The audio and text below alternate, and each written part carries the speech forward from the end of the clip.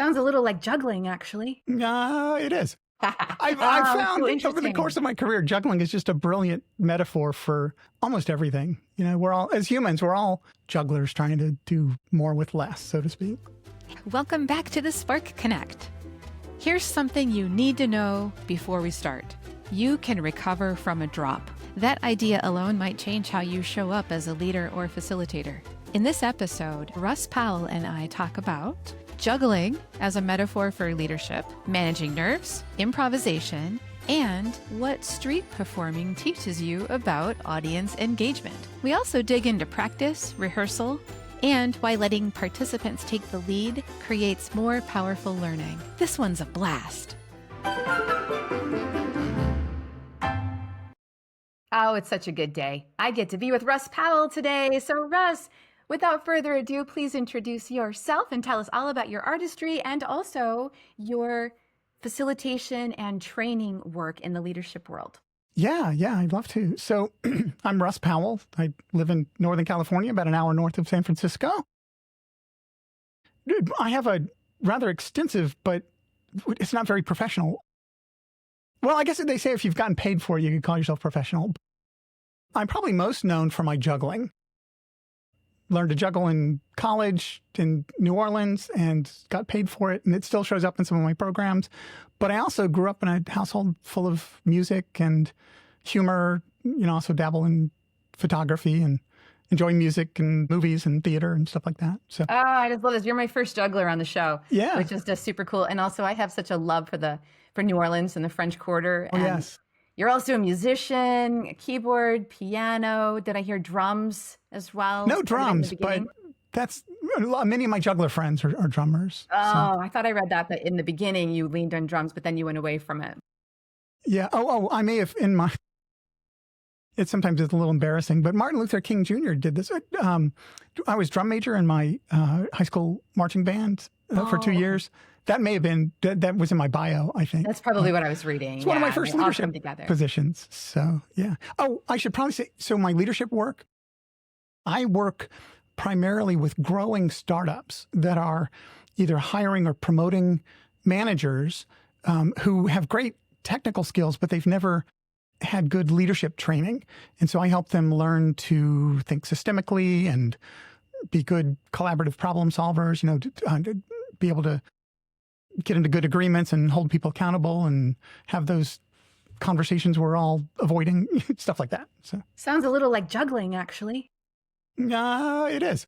I've Oh, found so over the interesting. course of my career, juggling is just a brilliant metaphor for almost everything. We're all, as humans, we're all jugglers trying to do more with less, so to speak. So Tell us how you got there. Would you say that you're an artist who found training or a trainer who decided, oh, I like art and I'm going to start doing that too? that's a tough question because I think I was the oldest of 4 kids, right? And I think we had a pretty chaotic household. So, as soon as I could think, I think I was asked to be a leader in the household, right? And, our household was filled with music and comedy, laughter, those kinds of things. And I think when I have to back up just a little bit. So my educational background is in the behavioral sciences. I have 2 degrees, one in psychology and then one in counseling that I never really used. I just decided counseling wasn't for me, but I was already in that degree about 3/4 of the way through. And it's like, I'm going to finish this up, but I'm not going to do counseling for a living. But I wanted to teach. And so I taught at the university level, Georgia State University, and then decided I wanted to get into business. And I think my artistic background influenced that. But then I discovered that there's kind of a science behind training, and I shifted into instructional design. And I have to say, and it may make sense up front here, that I think of myself more as a scientist or a technician or a behavioral engineer first, and then the art second. But I don't think it started that way. It was when I discovered that there was kind of a science behind instructional design that I began to think more like a scientist, but my art influenced that. That makes sense to me, actually, Yeah. because I think for me too, as you're saying it, I'm like, oh, there was this artistic expression that helped me find my way through high school. Yeah. And then I carried it through in college, and it was very much about performance. But then when I got a job as a trainer, an actor becomes a trainer in the business world, I realized that's when I met the instructional designers, aka the script writers. But I met Yeah. them, and they were going at the science of how do we guide people through an experience where they are learning and then able to perform. And that also piqued my interest. And I kind of came like, oh, I get it. And then I tried to become best friends with every instructional designer that I could meet because they always made me better at what I was doing. And I thought it was so cool to be like, wasn't that cool? Here's the science of why that just worked, Well, that's when we met. That's most of my career I spent working as an instructional systems designer. And the systems is an important word in there. I'd love to come back to that. Yeah, ISD. Yeah. In fact, you should tell Yeah. us what, just in case someone's listening. I think the audience that listens to this podcast probably knows the difference, but just in case, there's some people say ID and some people say ISD. ISD, and they are yeah. different. Yeah. Well, yeah. So here's I'll try and make it quick, my quick summary of it. So remember, my background is in the behavioral sciences, right? Psychology. And my favorite way to think about this is, so you've got a family system, right?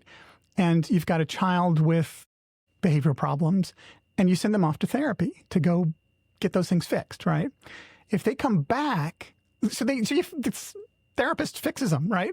So to speak. And they come back into a family system that's still broken, rewarding those behaviors that, the original bad behaviors, they're going to come right back, right? So I'm thinking the same thing for employees. There's I read some work by Rumler and Geary, or Geary and Rumler, I can't remember, who typically comes first, but they talk about how training is one of the few influences, but it doesn't have a lot of impact. It does, but what has more impact on the learner or the organization are things like information and resources, like, how to do the job, good feedback about the job, good resources to help them with the job, like a good job aid, those kinds of things, those are far more influential than training. Training is still important.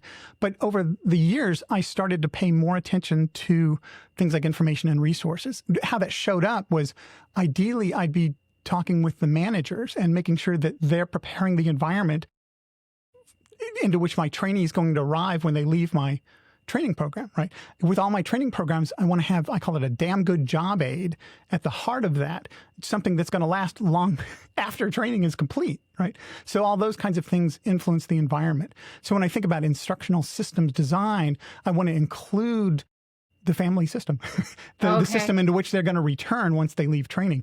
Because if I don't, I can't, and sometimes I don't have any influence on that, but if I can influence it, whatever we do in training is going to last a lot longer. Gotcha. So, does that make sense? So adding the S in the middle of ID. So ID could be like, this is the course, but the systems is more like the entire environment in which the course lives. The whole structure, not just that one moment. Yes, but I would put the focus not so much on the course as the participant or the employee. Okay. Right. So like the child coming back into the family system, let anything we can do. And sometimes we don't have that much control over that, but anything we can do to prepare that environment. And for me, it's like, can I reach out and get the managers to agree to talk with the participant before and after the program? Here's what I'd love for you to be paying attention to in Kassy's workshop, right? And when you get back, we're going to talk about what you learned and how you're going to apply it, on our team. So when a manager can do that, the training lasts so much longer. So, yeah. It's the game changer. How often are we in classes, especially in my world, because my niche is so specific, has been so specific. Yeah. And like a lot of times it's not because you don't know how to use Zoom or WebEx or whatever. It's a much broader cultural thing that's going on. Yeah. And so a lot of times as you're talking about this, I'm thinking about the people who have said to me, yeah, but in my fill in the blank. Yeah. Where it's like, we're not going to be able to do fill in the blank, but because of this, fill in the blank. So it's a much broader problem that needs to be addressed that would be indicative of the further and bigger system, as you've said. And for me, ideally, I do a lot of work with startups, but ideally I'm working with the executive team, the founders, co-founders, whatever, first, so that, when an employee comes through one of my work, like a director level or mid-level employee comes through, they already see the co-founders paying attention to, we call them the cognitive traps, the knower trap and the victim trap. But they already see it in the, the leaders of the company, and it makes such a difference. Gotcha. So that's the system at play that I'm talking about. Well, it sounds like we're juggling a lot. So let's bring it back to this. I love this so much. How did you become a juggler? And you talk about when you were in college in New Orleans, you fell in love with street performing. Yeah. And I want to just hear more about that. And just to me, like thinking about the jugglers of the French Quarter, this is like mystery world. Like take us there, Russ. Tell us all about it. Sure. Yeah. So here I was, young kid, well, late teens, I guess. And I grew up in Atlanta, and I had gone to New Orleans to study music and math, which I ended up doing something totally different. But I remember going down to the French Quarter, and I'm assuming that most people have had something like this in their life, where you see somebody doing something and this voice inside of you cries out and it goes, I want to do that. Yeah. And I saw two jugglers passing clubs. You know what I'm talking about, right? You can have 2, 3, 4 people, but they have 3 or 4 clubs each, and they're passing clubs between them, right? They're called clubs? I thought they were bowling pins. Right. No, the bowling pins are way too heavy if you've ever picked one up. Yeah. They look like bowling pins, but they're designed for juggling, and they're called clubs. Oh, thank you. Yes, right. And they're fairly light. They usually have a wooden dowel running through the middle, and they're wrapped in plastic, so it's that makes sense. Yeah. Yeah, it's much lighter than it. So, but I saw 2 people doing that, and I'm like, I want to do that. And I also, in the French Quarter, kind of fell in love with street performing. It's your purest form of theater, where you have to do your marketing, right? So you got to draw your crowd. You got to keep them long enough, and ideally you draw a bigger and bigger crowd. You entertain them. Then you've got to get their money, right? So you've got to have clever ways to do that. And then you rinse and repeat. Yeah, it's true. If you do it well, it's like a Darwinian thing. You survive to do it another day. And you have no control over the environment at all. You have to like perform within the environment, and it's so old school. Taking it way back to the original scenes. So I've always we need to back up for 1 second though. Yeah. I don't think it's like I think it's a unique person who walks by jugglers and says, I want to do that. I don't think that's like, I mean, for lack of a better word, normal. Thank you. I don't want to be thought of as normal, but I'm assuming that other people, whether you're singing or acting or teaching or, building a skyscraper or whatever, there's part of you that goes, oh, I'd love to do that. I know. And I wonder what it is inside of you that's like, juggling was the thing. I wonder if it was the energy, if it was the motion. Maybe it was because you were leaving math, but you saw math in that performance. I like it. My father was a mechanical engineer, right? And a folk singer. He would never call himself that, but he loved singing and playing guitar. And, I grew up with folk tunes and whatnot. So I could see, there's a integration there of the physical, mathematical things and performing, I guess. Yeah. But I got kind of lucky because I discovered, I don't know how well you know New Orleans, but I went to a good Jesuit school, Loyola, kind of uptown, and it's right across the street from Audubon Park. And the jugglers who worked the French Quarter practiced every Sunday in Audubon Park. Oh. And I'm like, holy cow, could the universe, get any better for me? So every Sunday I'd go over and practice with them, and I got good enough to get paid. I'm shortcutting a lot of stuff there, but yeah. So the next thing you know, I'm getting paid to perform at parties or, to parades or stuff like that. So you're like a juggler for hire. Yeah. And then and getting hired through word of mouth or being seen. Yeah. And I did, well, you probably know this from your acting. I was involved with a few talent agencies, where you submit your glossy, 8.5 by 11 and wow. Yeah. And so they would hire me out for parties and stuff. So do you go to like training for this, or do you just work with the other jugglers, become good at it, and let people know that you're doing it? Well, the training would be the countless hours that I spent in the park, with these folks learning how to do tricks with 3 balls or more than 3 balls, or, how to juggle clubs or pass clubs. That was the highlight, was when I got to the point where I could pass clubs. Yeah, of course, because that's what you originally saw. Exactly. So clubs and balls. What are the things do you juggle? And you have to be careful. I should probably say bean bags, because I've gotten in trouble. I could tell you this story. So I'm at a party, right? I'm in the height of I always did something else. So like the juggling wasn't the primary thing, but then my girlfriend at the time is like, here's a sketch artist. Let's go get him to do your caricature. Is that what you call it? Caricature? And so she goes, oh, he's a juggler. And so the caricature artist starts drawing a juggler, and she goes, tell me about your balls. How many can you do? You do want a different phrase. What color are they? It was the funniest moment. I've now learned you need to talk about beanbags. So got it. At one point I could do 5 beanbags. I don't practice it anymore, so I could show you. But in my workshop, I often do 4 beanbags. Oh. So you do bring the juggling into your workshops? If it's going to illustrate an important point. Okay. And the workshops that we're talking about, these are the ones that are leadership focused? Yes. Okay. Yes. Yeah. Yeah. So tell us about that. So I know there's a lot of things in between. I was a juggler and now I'm an executive leadership coach and facilitator. A couple of years at least, probably. Tell us a little bit about that journey. And also what I'm probably mostly interested in is if you're juggling in the workshop, you know, what part of this that is your artistry, that performance is playing out as you are facilitating, teaching, and building the future leaders of the world. Yeah.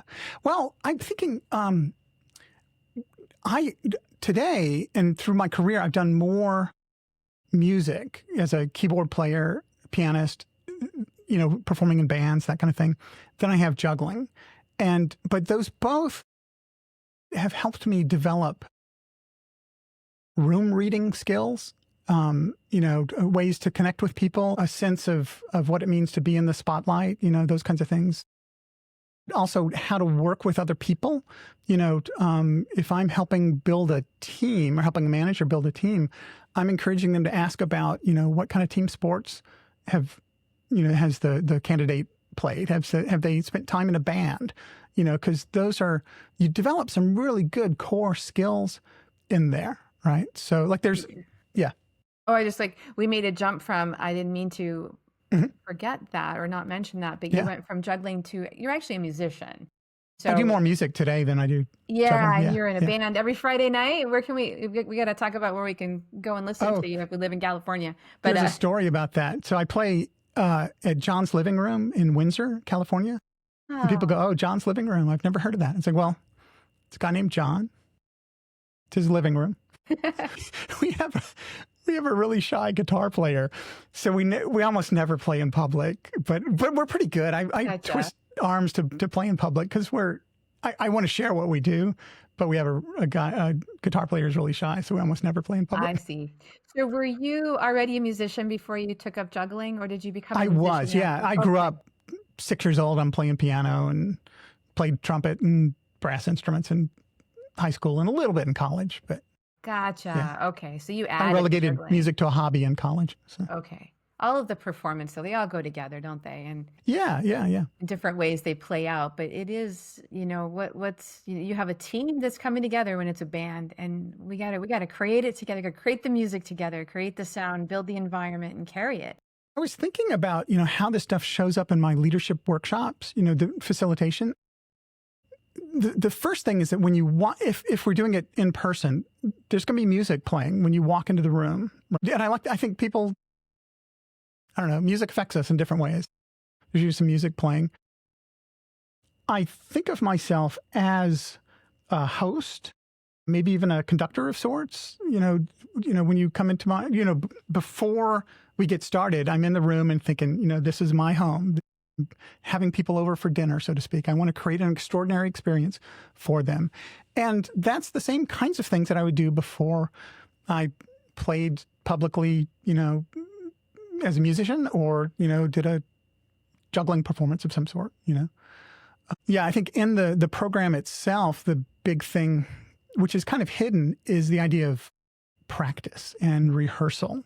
You know, I think athletes, artists, musicians, actors, right? They know the power of practice and rehearsal. And I think people who haven't been through that, they don't do that. And I think that you would see that in my workshops, right? You wouldn't know that I'm doing that ahead of time, but. Yeah. I find that with all the artists and athletes that I know, rehearsal or practice, it's not even a question. Yeah. Oh, yeah. It's such a huge part of the process that it would be out of the realm of anything normal to consider it not happening.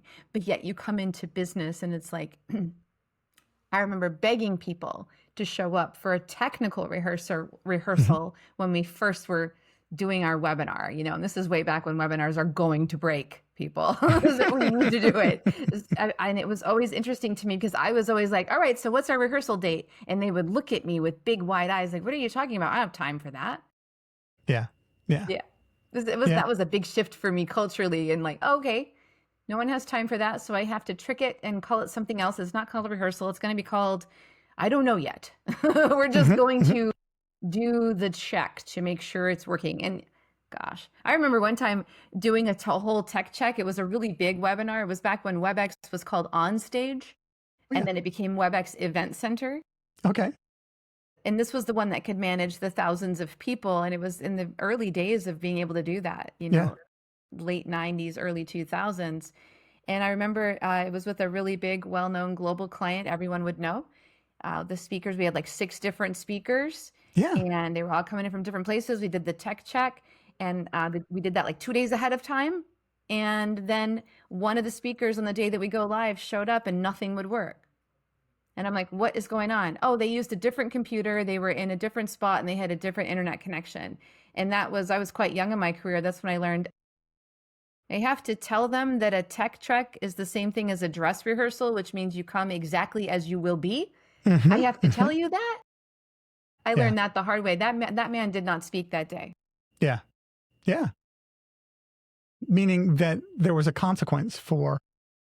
He couldn't make it work, and we had to go behavior. live. And that's like, certainly we tried to do everything we could to make it work, but we couldn't. Yeah.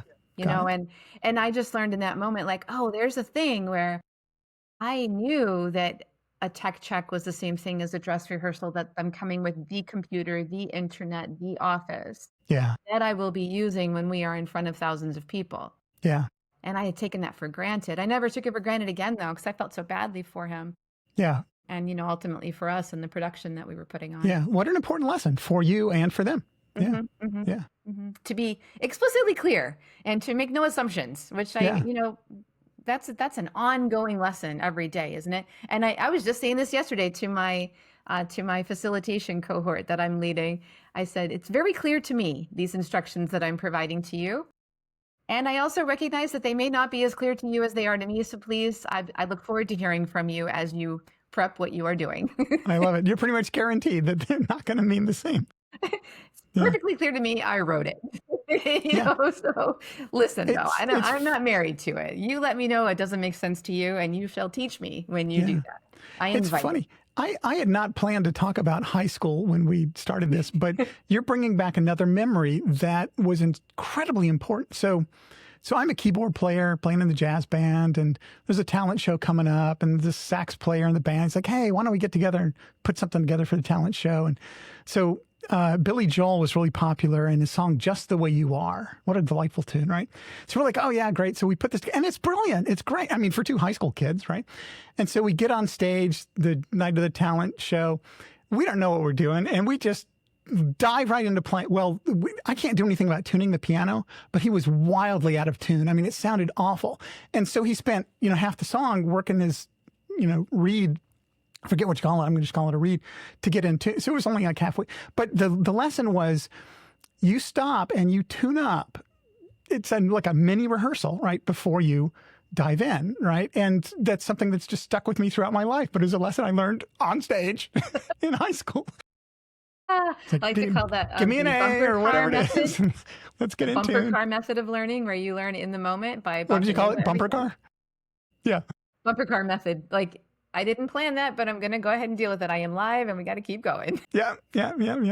So funny. But we didn't know enough to stop and tune and start over. And you know what? I'd put money on the people in the audience probably didn't have any idea that it was out of tune. Oh, no. This was Oh, they knew? This was out of tune enough to like, maybe they couldn't call it out of tune. We're like, what crap is Something's that? wrong. We didn't know it was out of tune, but it sounds really Are they playing wrong. the same song? So, Oh anyway. my gosh, that's amazing. A lot of people that I work with who are, growing their skills as trainers, presenters, facilitators, online, in person, hybrid, one of the things that comes up for people besides managing technology is managing nerves. Oh, yeah. Yeah. You and I were talking a little bit about that pre-show, Yeah. just being nervous. And I had mentioned that I'm nervous every single time I do anything. Yeah. So it's Yeah. like, Yeah. I don't know at what age I will never be nervous. I think it will never happen. I am always a level of nervous in any time that I'm about to show up for something. And you mentioned being able to relate to that too. So Yeah. let's talk Oh, about yeah. that. As performers, we are nervous people. Yeah. But we I do it thought anyway. about this and again, thank you for your questions to help your guests prep. But yeah, one of the things that popped up for me was this story. So when I first moved to California, I didn't have a job. I had done some reconnaissance work to increase the likelihood that I could find a job, a good job relatively soon. But I was doing a fair amount of juggling, right? And I met, all sorts of other variety artists. And there was this magician that I ran into. He was a much older man. We got to be friends. And I remember going out to lunch or coffee or something with him and talking about, I think I had a show coming up. And I'm like, I'm so nervous, and I was like trying to get rid of it. And he goes, you're always, like you're saying, you're always going to be nervous. And you've got a couple of choices. First, it means that you care, right? So if you didn't care, you wouldn't be nervous. But he said, you've got a couple of choices there. One is you can kind of feed it back into your own ego and just make yourself more nervous. Or you could think that, you are giving a gift to your audience and you take that nervous energy and you channel it into the giving of that gift. And that really struck me. And so whenever I feel nervous, I kind of, whether it's a artistic performance or it's, facilitating training, I kind of recognize it. Some of my friends would say, become friends with it. Say, okay, what is the gift I'm trying to give? Which is usually helping people, build skills of some sort. And how can I'm not conscious of how I do it, but how can I channel that nervousness into the giving of that gift? And that it's just stuck with me forever. So, yeah. Flip it to the audience, and I think about I don't know what it is about we human beings where we think that we need to be a certain way, yet when we go and experience others, we don't necessarily expect the same of them. The times that I've been most moved by presenters, trainers, speakers is when they're just being real and they're not perfect. The perfect ones are forgettable. Yeah.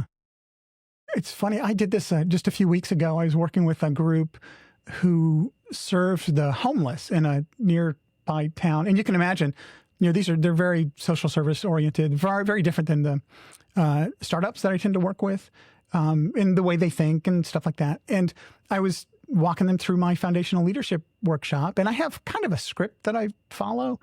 And I knew that they were getting some of it, but they weren't getting other parts of it. And toward the very end, we've got this big exercise we do at the end. And I remember turning to them as like, this is not going to fit. And I just told them, look, I'm throwing out my script. They stopped and they gave me a round of applause. See? And what we usually do is this guy that's leading us through this, who seems to have it all together and we're a mess, also needs to be a mess too. We are in. We support this. Yeah, so we just, to make a long story short, we just kind of improvised. I won't give you the details, but it made a lot of sense, and they were quite happy for me to throw out my script. And it wasn't a mess. It was exactly what they needed. Seems like it. So, yeah. Oh my gosh. Well, you run workshops. You're an executive coach. You teach us leadership. I'm wondering, for those that are listening today, thank you for listening, by the way. We love it. Could you teach us something that comes from your world of juggling or your world as a musician, piano player, keyboard player, performer, anything that maybe could inspire us the next time we are delivering a training or speaking engagement? Yeah, I was thinking about this ahead of time, and I don't know how to make the connection other than one of the things that I learned from a mentor of mine, Thiagi, Thiagi. I'm happy to give you materials on this. Yeah, look at the link. And his long name is much more difficult to pronounce, but Thiagi has inspired me throughout my career as well. So I'm so excited to hear which one. So he has this rule of thumb that he calls it, I love this, he says, let the inmates run the asylum. Yeah. And the idea is simply that you get your participants more involved in the design of the course, right? And so this is like an instant design course, or instant design, because you're doing this in the middle of the workshop. So let's imagine that you've got a workshop, I'm just making this up, but on maybe project management. And there's a theme that throughout the workshop that this group, they work together, project managers, they want to do more project reviews, after action reviews, right? They're just not doing it. They've committed to wanting to do that. So this is a game that you could play in any situation where you're going to help them generate a list of things they could do and then rank those.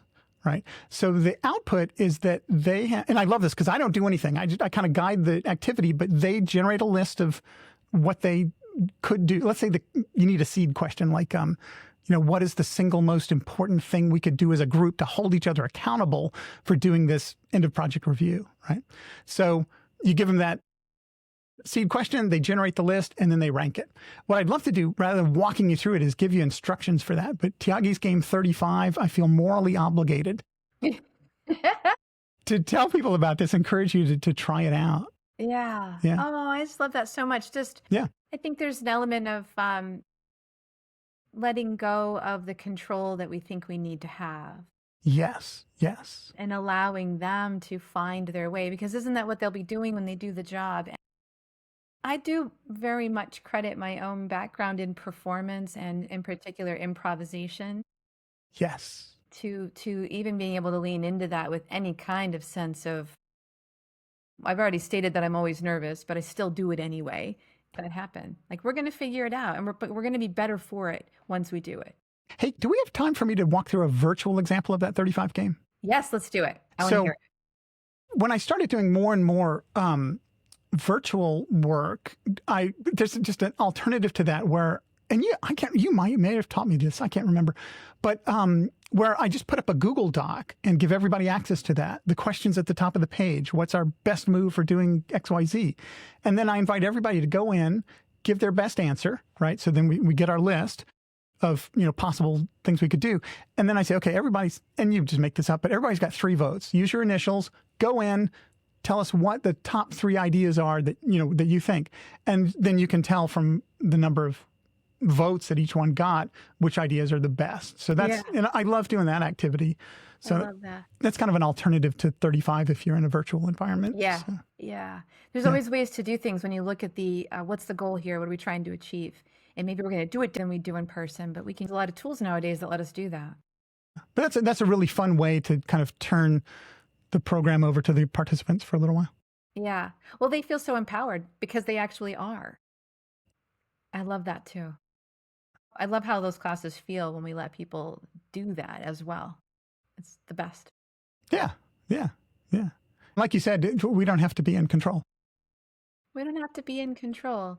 I think that, there's an art to, it's funny, I just wrote about this in my last month's newsletter about Hold On Loosely, to name a song you might know, Mm-hmm. Mm-hmm. where, we are leading, but we aren't necessarily we don't have real tight reins, but there's an art to the leadership through that I think of you as a musician, especially you mentioned jazz, Mm-hmm. there are Mm-hmm. foundations and there are skills that you've built, but then there are moments where you're allowing that freedom and that I don't know what's going to happen next, but I know that we will get through and I'll be able to pick up Yeah. because of Yeah. the other things I know. And it's so artistic, the beautiful way that we can manage and facilitate through that. Yeah. You mentioned improv earlier. And if I'm in a situation where I'm coaching somebody who's going to be doing any sort of, leadership facilitation in front of groups, I encourage them to take some classes in improv. Yeah. It's like, yes, you don't know what's going to happen next, but there are rules of thumb at play kind of behind the scenes that you can use to help facilitate that thing that comes next. I am so thankful. I'm not like a master improv person or anything, but I have enough knowledge of it. I feel like my whole career in learning and development has been based in improv. How many times when you're in class, you're like, what questions do you have? And they're like, what's the meaning of life? And you're like, okay. So am I going to be like not answering that? Or am I going to be like, wow, yeah, let's, there's a thing called a parking lot. And so we're going to put that there. whatever you go with it. And you're like, yes, and not on the agenda today. And I respect you. and what you're looking for. So we shall move forward in whatever way. I just love that. Yeah. I'm thinking, going back to Tiagi's theme of let the inmates run the asylum, it's not uncommon for me if I've got a question, and I probably have an answer in my head, but I'll often bounce it to the group and say, you're smart on this. What are your thoughts about this particular question? And then, if they don't hit my answer in my head, I might contribute that. You could fill in later. Let them fill in first. I love that. That's a principle that I have too. Like, what can I let you say or do first? Or how much more can I let you say or do or think about before I do? And I'll set the stage. I'm going to guide us, but give me what you got. And then, I'm going to hone my listening skills and add in whatever didn't come up that I was hoping would. But a lot more. I got to give you some credit here. And the more that you contribute, the more it's about you and for you. That's just such a guiding principle for me virtually, actually, because people are just like, I don't know what people are thinking. I'm like, ask them. I don't know what people are doing. Have them do something. I don't know where they are. Let's find out. All you got to do is just open it up. It's very interesting to me. But you got to have a level of confidence to be able to do that in the group and the dynamic of the group, right? And again, I credit what I learned through performance. To permit that to even exist. Yeah. Yes, I could talk to you all day. Oh, were you going to have another point? Yeah. One other thing that I'm thinking about, that jugglers and drop lines. Have you heard about this? So it's kind of like, so when you talk about, you just keep going. So good jugglers have what they call drop lines. And I'll give you an example of this. So if I drop something, rather than going, oh, insert expletive, stopping the show, you'll say something like, my favorite was a sudden burst of gravity. Did you feel that? Oh. And they always go, yes. I'm like, yeah. Like, all right.